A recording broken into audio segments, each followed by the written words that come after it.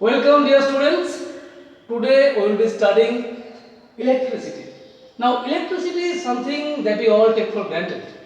In the present state of civilization, our daily life is basically run by electricity. We use electricity for the bulbs, tube lights, fans, TV, refrigerator, washing machine, AC, induction oven, for what not? You know all these things, isn't it? You just plug in and you get your smartphone and your laptop charged up with electricity. All the vehicles, including trains and aeroplanes, need electricity for their operation. In the factories, in the industries, all sorts of machines are run by electricity, right? The whole universe is filled with electrical activities. The human and animal nervous systems, for example, work by means of weak electrical signals transmitted from one nerve cell to another. There is electricity everywhere. Question is what this electricity is. Well, that is what we are going to understand in details in this chapter. In brief, this electricity is associated with electrical charges, which are the properties of few elementary particles like electrons and protons, which are the basic elementary particles found in the atom of all the matter that we know, right? This electric charge is a property of matter, like mass is a property of matter, okay? But one thing for sure, this discovery and utilities of electricity has done marvelous job on the modern civilization. But how was this electricity discovered? Well, that we don't know with 100% certainty for sure. There are few records that exhibit that maybe around 600 before the birth of Christ, there was Thales of Miletus, who was a Greek philosopher, who observed the attraction of amber to fiber or to some small particles if they are rubbed vigorously. Then after a long enough time, in the 15th century, William Gilbert found out that other substances besides these ambers can be electrified, meaning they can also possess this type of property of attraction. And he showed it by rubbing on glass rod with silk. If glass rod is rubbed with silk, then they will attract each other, which they don't when they are not rubbed. Okay? If you rub two glass rods and you bring them closer, they will repel. So now they are electrified but with same type of charges. In the 16th century, Charles, I think Francois Dufay first figured out there are two different types of charges. And actually it was Benjamin Franklin who first gave these names, positive and negative, to these different types of charges. Alright? So these are like brief history of discovery of electric charges. You can find this in your NCERT book or any reference book. Alright?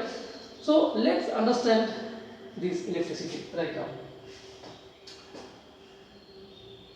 So any matter is made of atoms and atoms are made of electron, proton and neutron. In class 9 we have studied the basic structure of atoms, right? At the center we have the protons and the neutrons. Their masses are very identical, very close, but the protons are positively charged while the neutrons do not possess any charge. That property. What property? It is that property of proton or electron for which if you bring another proton or electron around them, they will feel attracted or repelled depending on the nature of the charges. If we have two objects, if you rub them, then some electrons suppose are transferred from here to here. There is lack of electrons or deficiency of electrons, we say this has become positively charged, and there are excess of electrons and electrons possess negative charges, we say this has become negatively charged. Alright, now these two objects will attract each other because they have opposite charges. But if we have identical objects, I mean if we have bodies carrying like charges, similar charges, they will repel each other. So negative or positive charges will repel each other. Alright, so electrons and protons, they are the independent elementary particles carrying electric charges. Okay, and by a series of experiments and observations, we have figured out the basic atomic structure and the charges on the electrons and the protons. The charge on the electron has been found to be 1.602 approximately times 10 to the power minus 19 coulomb. With the negative sign, charge on the electron is negative, and the charge on the proton is exactly of equal amount but of opposite nature, which we call positive. Alright? So coulomb is the unit of charge, SI unit of charge, that is coulomb. Alright? Now we will study the basic properties of charges. First thing, like charges repel and unlike charges attract. I mean positive or negative, they will repel each other, but positive negative charge, they will attract each other. Okay. Second thing is that if there is Q1, Q2, Q3 different amounts of charges given to an object, the total charge on this object will be algebraic sum of all the charges. Okay. So if you give to me suppose positive Q1 charge, positive Q2 charge, negative Q3 charge, the total charges only will be simple Q1 plus Q2 plus minus Q3. So just algebraic sum. So charges add up like real numbers. Alright. Next is charges conserved. So the total charge of the universe are conserved. Charges cannot be destroyed, cannot be created. Charges can be transferred from one object to another. Suppose you have two objects. Okay, this is glass rod suppose, and suppose this is our silk. Okay, so if we rub this together, then it is found out that this glass has become positively charged and the silk has become negatively charged, meaning the electrons in the atoms of the glass, these electrons in the atoms of the glass, you have studied atomic structure in class 9, right? So these electrons in the outermost orbit in the glass, they are more loosely bound than the electrons in the atoms of the amber. So the moment you are rubbing that, this mechanical energy is producing heat, and that heat energy is enough that can take this electron, because this electron needs some energy to move from this orbit to the next one or to be released from the atom, and this heat energy is enough to take the electrons from the atoms of the glass out and put it in the silk. So the total charge of this silk and this glass, that is constant. Before we rub them, their total charge is 0, they are neutral, right? But after we rub and separate them, this has got extra electrons and there is deficiency of electrons. So that is how objects are electrified. This is one of the methods actually. Rubbing by friction, and this is called frictional electricity. Actually, in this chapter electricity in class 10, we are going to study the properties of charges at rest. Okay.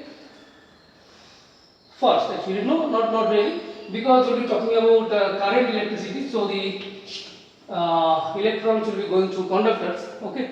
So now after this, and next property is quantization. Okay. So whatever charge we find in the world, that is basically an integral multiple of the charge of the electron, because electron as if is the fundamental agent carrying the charge, and the charge on an electron is 1.602 10 to the power minus 19 coulomb with a negative sign. And since this electrification is happening because of the transfer of electrons from one object to another, so whenever I find negative charges, that must be either it is 1 electron or 1000 electrons or 10,000 electrons transferred to it.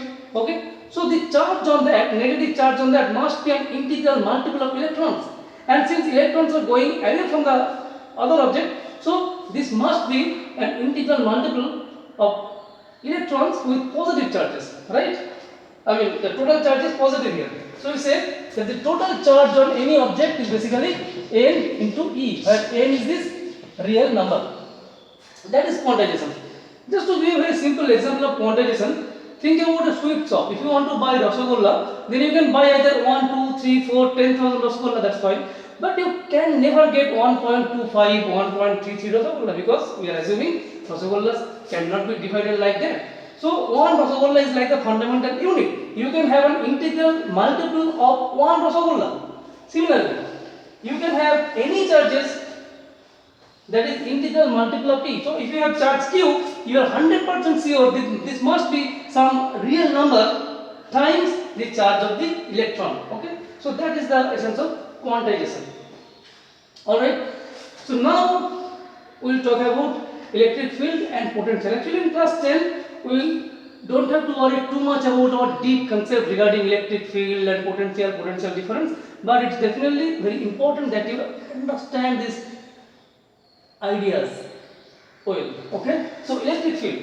So whenever you have a charged object right here, suppose one electron or one proton, or maybe an object with 10,000 electrons, or an object without, losing electrons. So we have a charged object. Okay. If you bring another charged object around it, this will be attracted or repelled depending on the nature of the charges, either positive, positive, or negative, negative, or positive, negative. Point is that this will feel a force.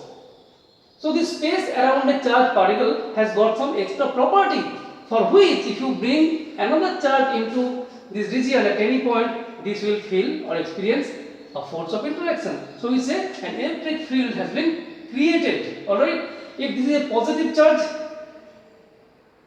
we bring a positive charge. Actually, how to define this electrical field? That is not in the syllabus, I think. Okay, so if we bring one unit positive charge, suppose that's a charged object and there is electric field has been established here. That means if I bring a charged particle, that will feel a force of attraction or repulsion.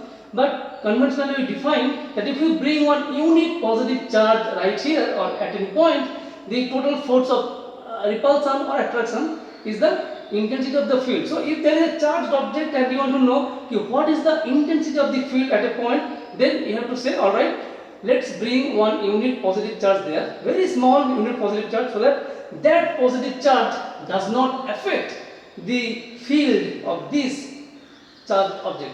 And then let's see how much force that unit positive charge feels, and that is the electric field intensity at that point. Okay. Next is what is electric potential. So electric field intensity E actually is total force on unit positive charge when this positive charge is vanishing is small. Okay, that means it is not disturbing the original electric field created by this source charge, that is called the source charge. Next is potential. So we see that any charged object has the ability to attract or repel another charged particle. This ability of repulsion or attraction of a body is called the potential of that body. And we define, if this is a charged particle, we say around this of the electric field, what is the potential at any point? We define, alright. If we bring one unit positive charge from infinity to this point, how much work will be done? If we bring it slow enough without creating acceleration, that work done to bring this unit positive charge from infinity to this point is called the electric potential at this point. So electric potential V at a point A is defined as work done to bring unit positive charge from infinity to the point A, right, for unit positive charge. That is the potential at a point around a charged particle. Now what is the potential difference if we have like two, let me rub this thing because I think we need more space, and I hope you are understanding everything. So alright dear students, so suppose we have a point charge plus q right here, and an electric field has been established around this point charges. That means if we bring any other charged particle at any point around this particle, that will feel attraction or repulsion depending on whether the second charge is negative or positive. And I told you, if we bring one unit positive charge from infinity to this point without acceleration, and if we can calculate how much work is done, that is the potential at this point. Similarly, you can find out the potential at this point. So the potential difference would be the difference of that VB minus VA, or we can also define that the potential difference is between 2 point A and B is the work done to bring one unit positive charge from the point B to the point A. So what is the unit of potential difference? You see, this is work done. Work done is joule, and this is Q. Unit of charge is C, that is coulomb. So joule per coulomb, that is the unit of potential difference. We actually call it by a new name, volt, following the name of the scientist Volta. So this is actually volt, that is the unit of potential difference. By the way, today we are supposed to understand this point. So electric charges, properties of charges, electric field and potential, current of electricity, electric circuit, Ohm's law, resistance and resistivity, conductors versus insulator, right? So you understood electric field, potential and potential difference. Okay, and I should have mentioned another point, which is Coulomb's law.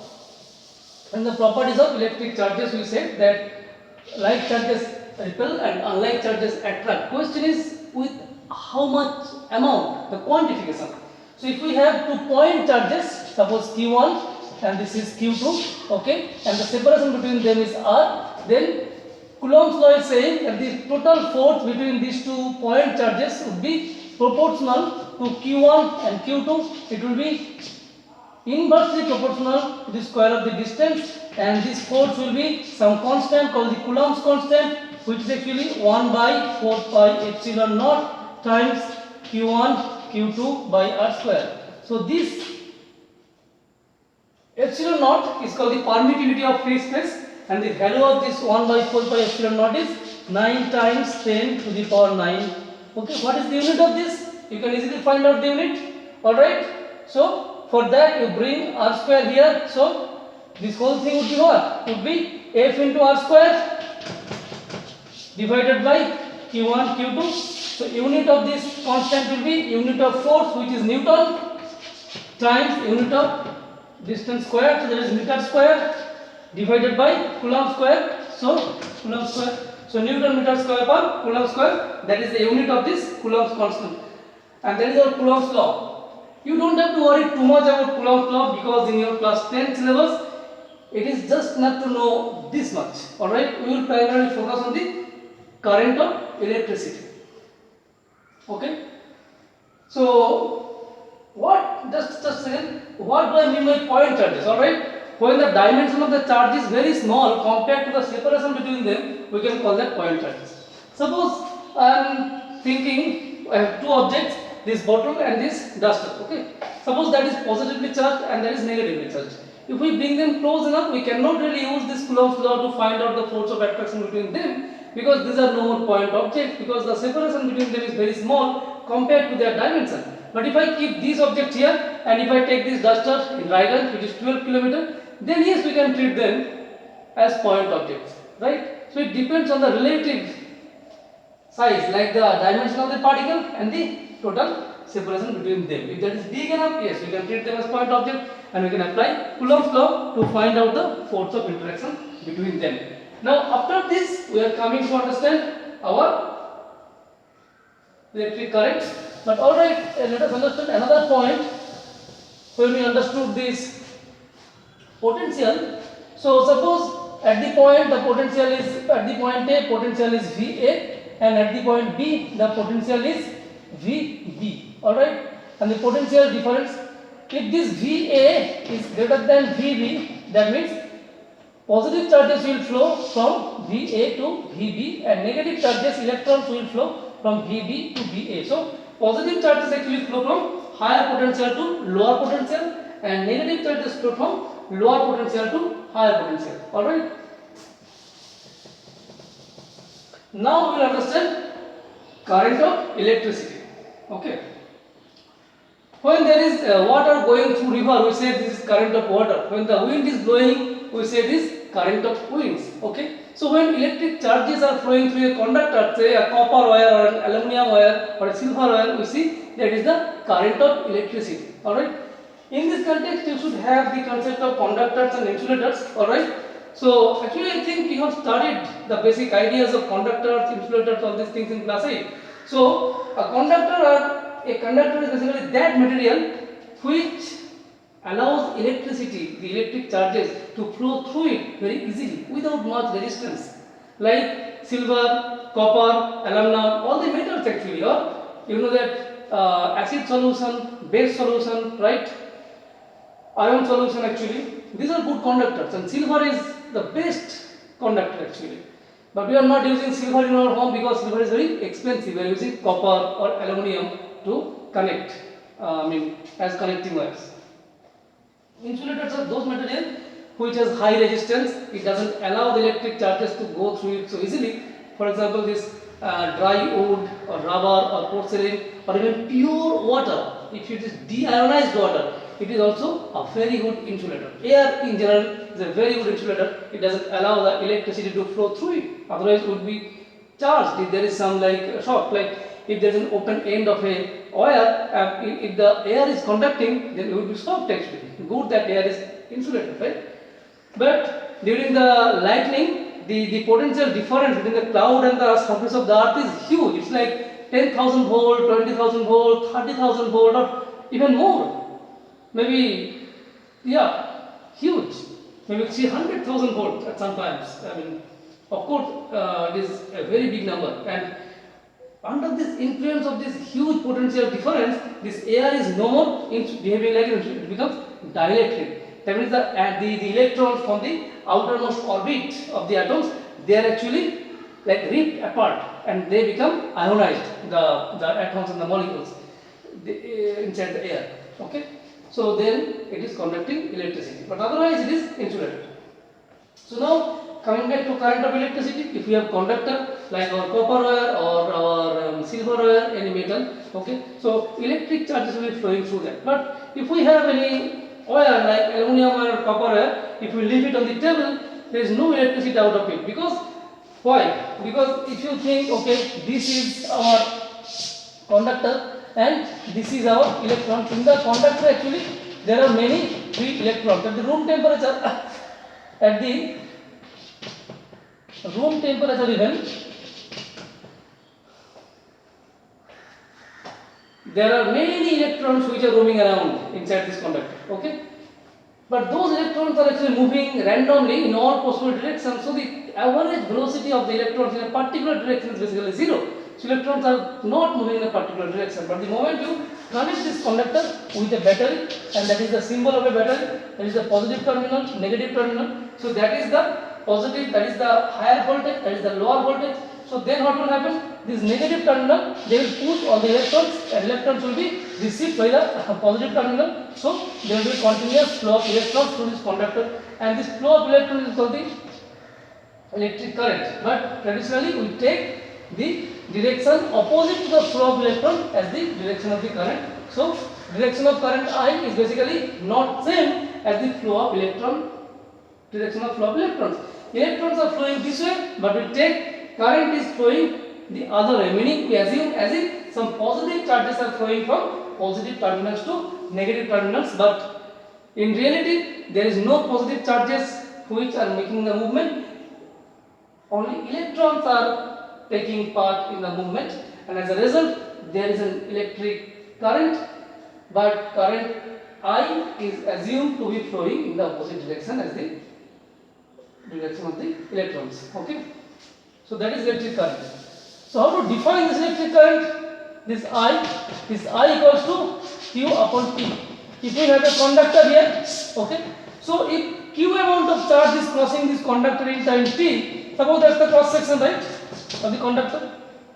So we say if Q amount of charges are crossing this cross section in time T, we say rate of flow of charges per unit time, that is Q upon T, and that is the current electricity I. So what is the unit of I? Unit of I, Q is in coulomb and T is in second, right? So coulomb per second. So coulomb per second, that is the unit of charge, unit of current. We also call it ampere. Actually, we call it ampere. Okay, following the scientist ampere. So that is the SI unit of current I, coulomb per second, which is actually ampere. Okay. So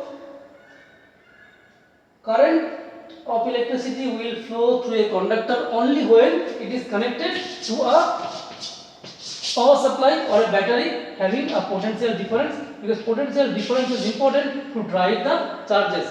From higher potential to lower potential, positive charges make the movement. Since you do not really have any positive ions through these conductors, electrons are actually making the movement, right? Alright.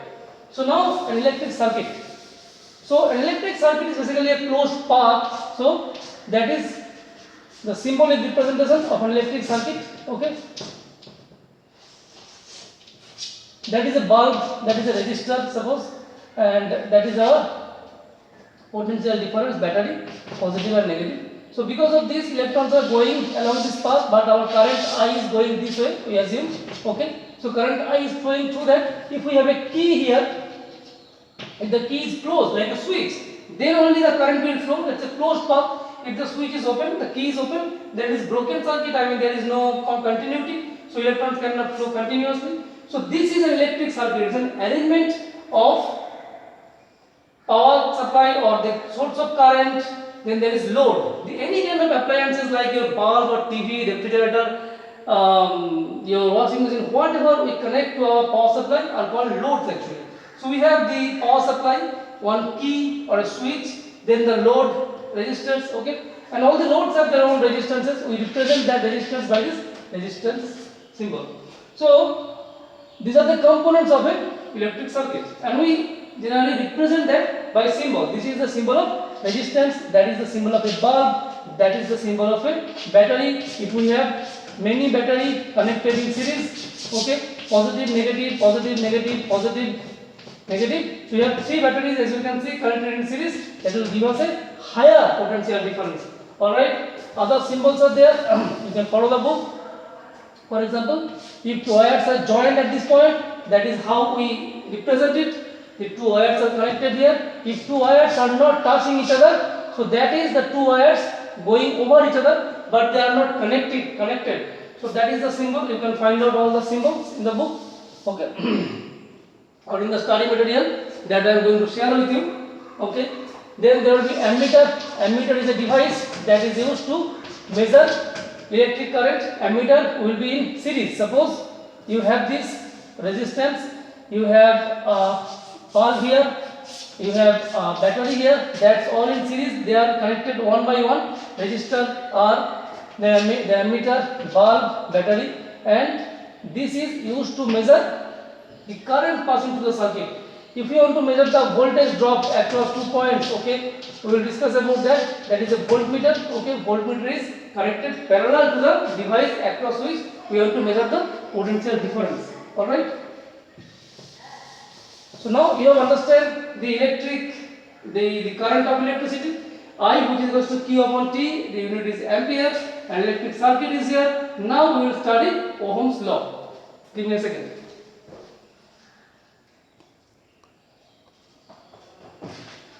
Okay, dear students, before we move on to understand Ohm's law, let us do a couple of numericals to have some insight about the amount of charges, this currents, and this potential difference. We said that the charge on an electron is approximately 1.6 times 10 to the power minus 19 coulomb. So as you can see, coulomb is a very big unit because look at this index, 10 to the power minus 19. It's a very small number actually. So that is the charge on an electron. So question is, how big is 1 coulomb? Meaning, how many electrons are required to make 1 coulomb? Suppose we are talking about little lemons, okay? And we say that every lemon is carrying 1.6 into 10 to the power minus 19 coulomb of sourness, okay? Like charge.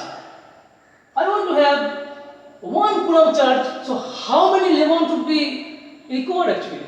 Okay, so how many electrons are required? So this much coulomb is contained by 1 electron. So 1 coulomb would be contained by 1 upon 1.6 into 10 to the power minus 19 electrons. So that is the number of electrons you need to make 1 coulomb of charge. And look at this, that is 1 by 1.6 upon, this is 10 to the power 19 on the top, and this will be 10, this is 16, then multiply by 10 here, this will be 100, then this will be 18, and this will be almost like 6.25 into 10 to the power 18. So look at this number, we need almost 6 times 10 to the power 18 number of electrons to make 1 coulomb of charge. So coulomb is a very big number. 1 coulomb is a very big number. It's a big unit. Second is, suppose we have a battery here and we have some bulb and an electric circuit, okay, and 60 joule of work is done to take 3 coulomb of charge from positive to negative terminal. But please remember, basically electrons actually go from negative terminal to positive terminal, but we assume as if positive charges are moving and their direction is taken as the direction of the current. So we are saying that suppose 3 coulomb of charges are taken from this positive charge to negative charges, 60 joule work is done. So what is the potential difference between them? We define potential difference as the work done by unit charge. If we take one unit positive charge from one point to another, how much work is done? That gives the potential difference between the 2 points. Now in our case, I want to know the potential difference between these 2 points, and suppose that is V. So work done to do so is W, and Q is the amount of charges that you are taking. Okay. So here this V would be your work done is 60 joule and this Q is 3 coulomb. So this is 20 joule per coulomb, and that is how much? 20 joule per coulomb means basically that is 20 volt. That is the potential difference between the two terminals. Alright. Now if we say that suppose we have a battery. Now next question, let me wrap this. Suppose the next question is we have a battery of 12 volt. Okay. And we want to take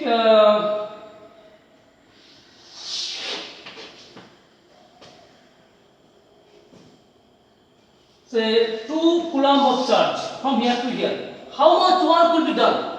Alright. We know the potential difference between these two terminals will be equals to the work done to bring unit positive charge W upon Q. Okay.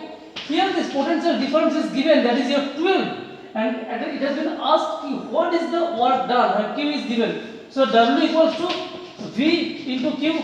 Our potential difference is 12 and our Q is what? 2 coulomb. Coulomb is SI unit and volt also is SI unit. So 12 times 2 will be in SI unit. So that is 24 joule. So 24 joule of work should be done to take 2 coulomb of charges from here to here. Alright.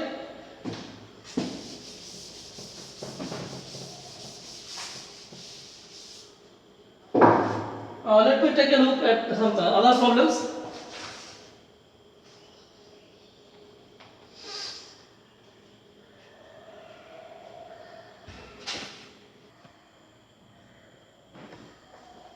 Alright, students, we have two problems here.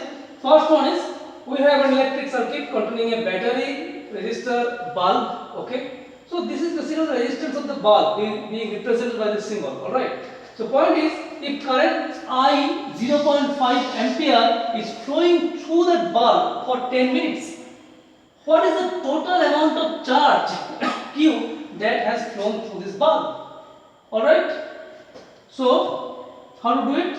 We know current I is the total amount of charges crossing this cross section, passing through the cross section of the conductor per unit time. So Q by T, that is the definition of current I. We want to know what is the charge Q. So Q would be current I, electric current I times T, and everything should be in the SI unit. Here I is 0.5 and T is 10 minutes. 10 minutes means 10 into 60 into 60, right? And how much is that? That is 30, right? Times, that is how much? That is 0.5 and that is 36.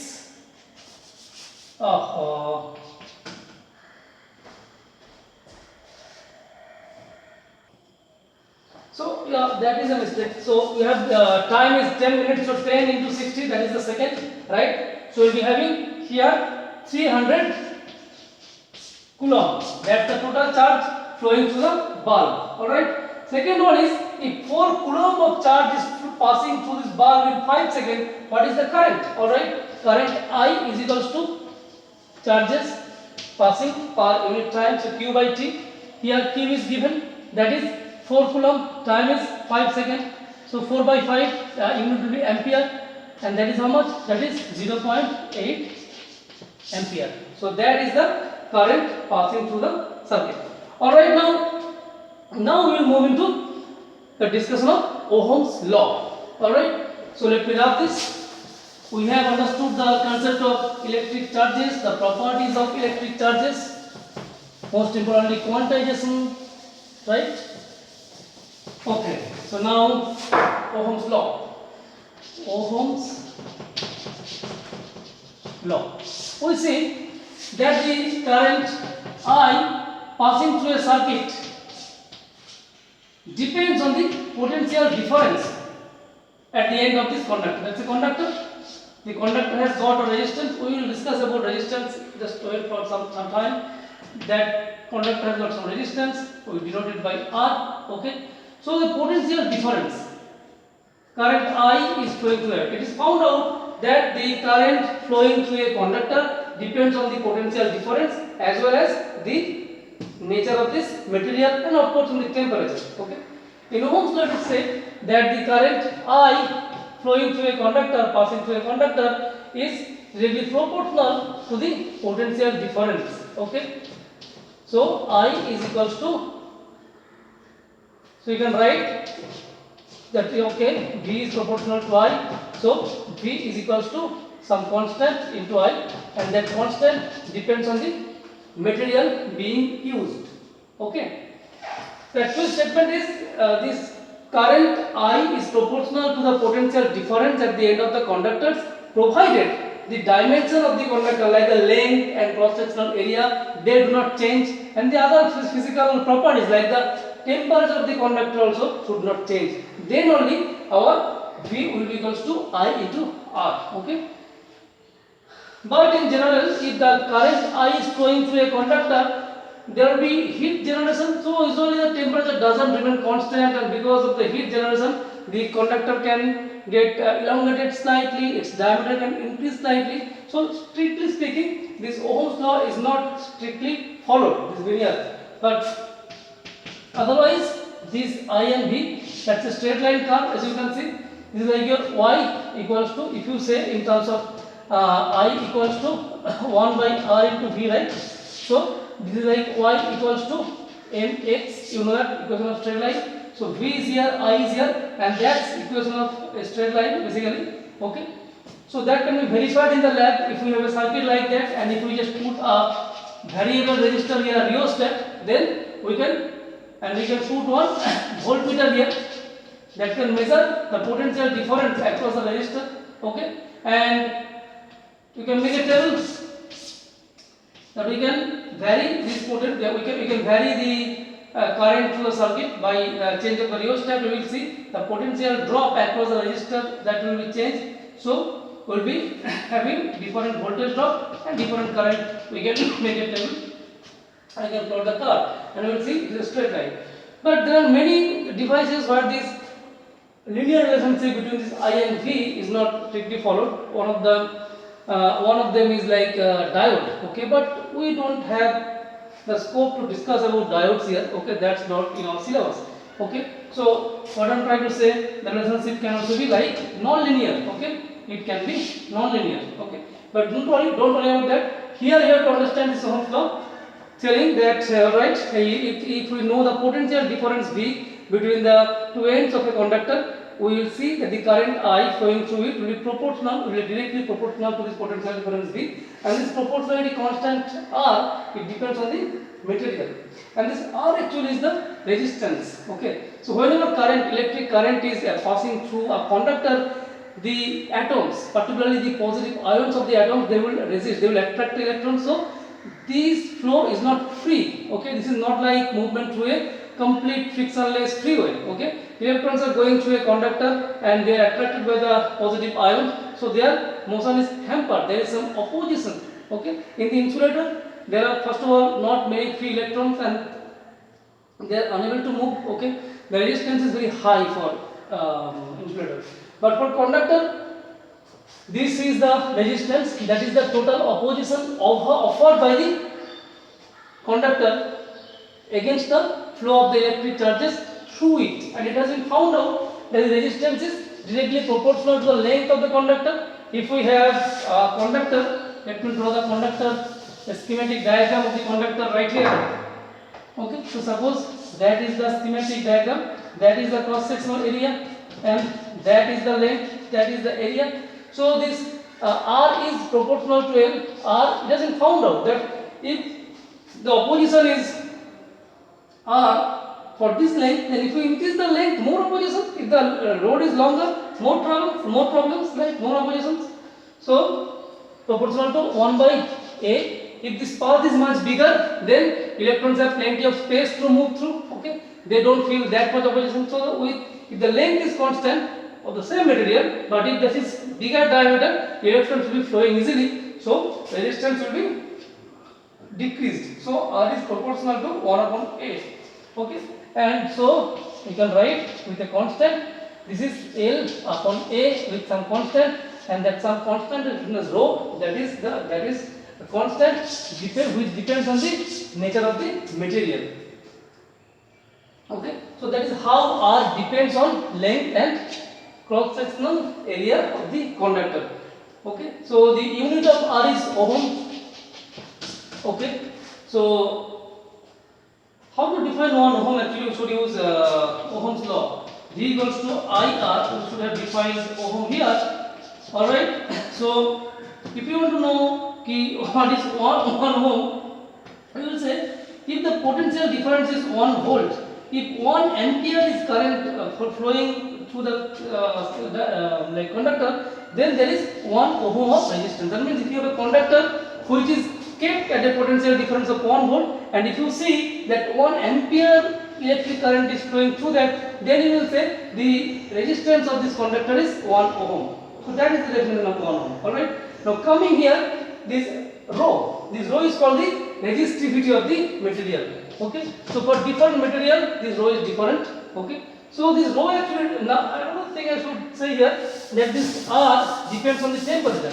Suppose the resistance, if the temperature is increased for a conductor, there will be many electrons released, and there are a lot of collisions with the electrons themselves. Okay, the electrons will be colliding with the positive ions along the path. Okay, so more resistance will be there. It has been found out that if R2 is the resistance at a temperature T2, and if R1 is the resistance at a temperature T1, so R2 and R1 is related this way. R1 1 plus alpha T2 minus T1. Okay. So alpha is the temperature coefficient of the resistance. Again, you don't have to worry too much about this. That means, simply put, if the temperature is going up for a conductor, the resistance also would go up. And how much it will go up? What is the rate of change of resistance? That is given by this alpha. Okay.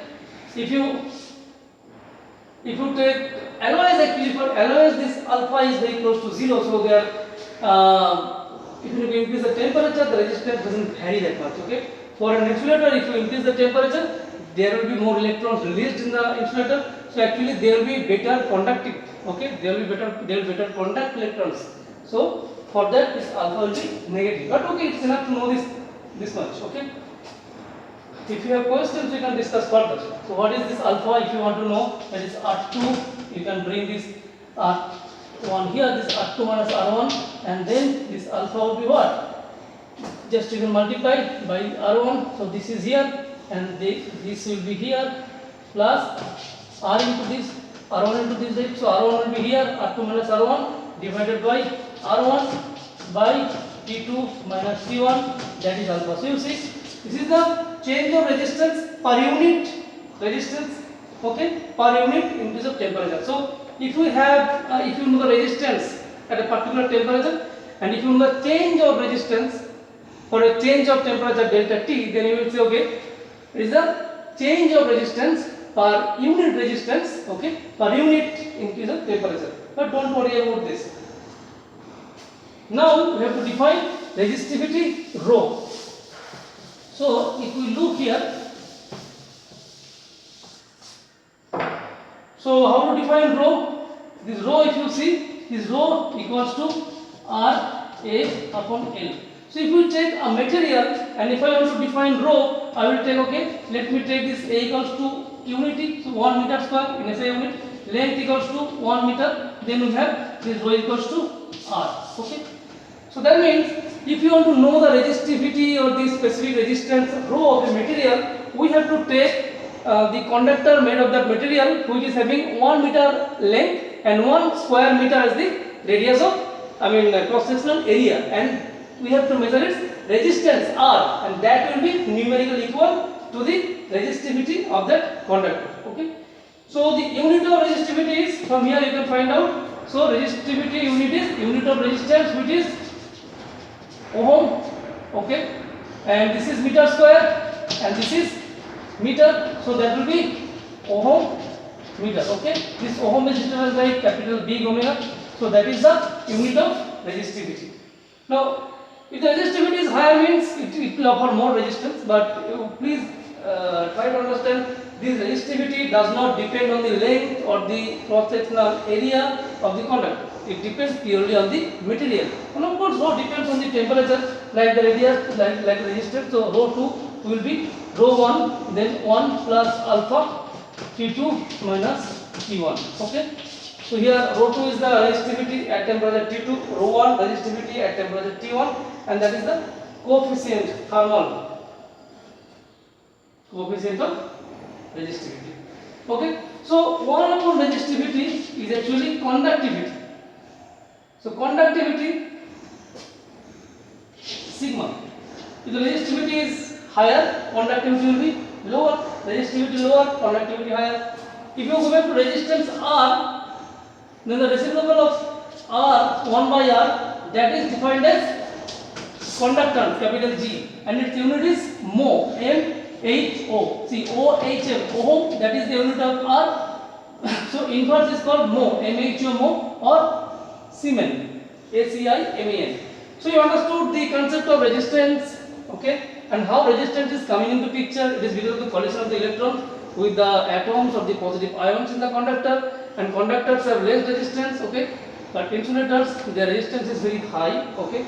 And then how resistance depends on the length and the cross sectional area of the conductor, and particularly what is the definition of resistivity, okay. So although I completed this part very quickly, but don't worry, because I really cannot take plenty or much time to complete a particular chapter. I am going to give you the study material and required PDFs. So please go through those. If you have any doubt, any questions, you can ask me. Right now, with these basic conceptions, we will be doing few numericals, okay, for to understand better the resistance and resistivity, okay. So please wait for a few minutes. Thank you.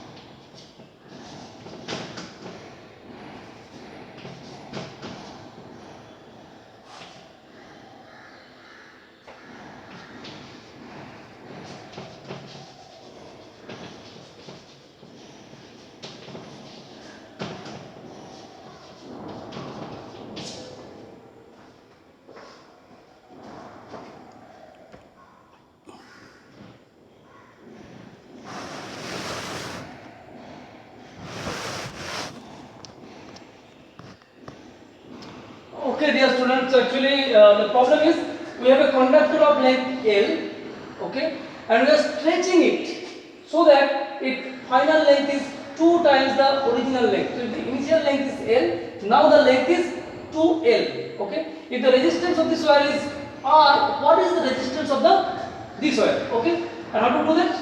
Remember, our volume doesn't change, okay.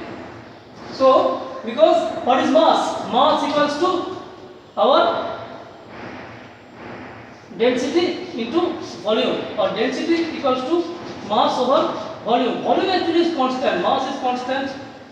So it is incompressible. Actually, I should not talk in this way. It is incompressible, okay, this material. So volume is not changed. So the initial volume, which is A, is a cross sectional area A, and length is L. So AL is the initial volume, and final volume is A prime L prime, new cross sectional area. And as you can imagine, this will be thinner actually, right? This is longer but thinner. So what is our new A prime? That will be A L upon L prime. L prime is given to us. What is that? It's 2 times the L. So that will be A L upon 2L. L cancel. So A by 2.